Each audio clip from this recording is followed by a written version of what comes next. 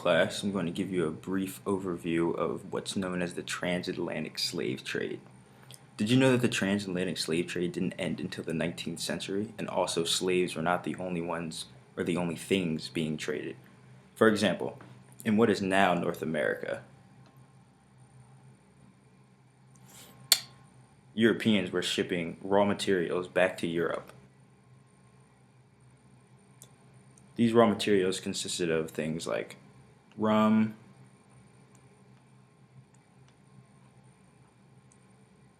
tobacco,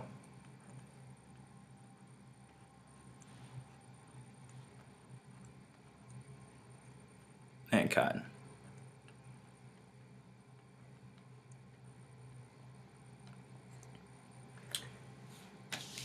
In Europe, they were transporting manufactured goods to Africa.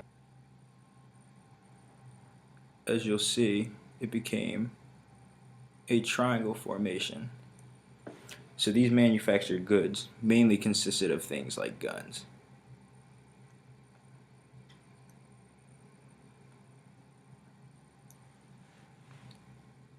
And we'll write an E here for Europe.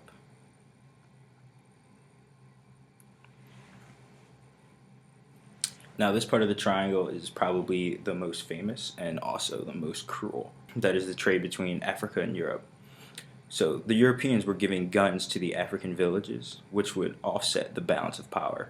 This meant that one village would become stronger than another. As you can tell, this created a problem. As a solution, Africans started trading their own kind for guns, Africans trading Africans. These kidnapped Africans were often taken on board ships, sailed through what was considered the Middle Passage, taking them away from their families into the New World.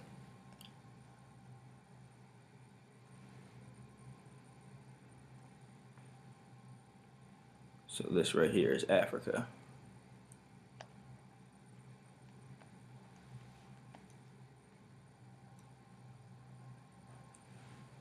And going from Africa to the New World, we have our slaves right here.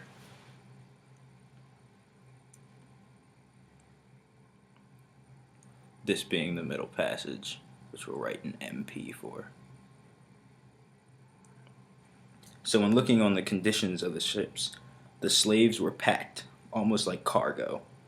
One slave right next to the other, head to toe. They were chained at the ankles and the wrists. They had two methods for packing slaves. One method was considered the loose method, to reduce disease and death. They would give them a little bit more room. And the second and most cruel method was the tight packing method. The idea behind this was more slaves, more money.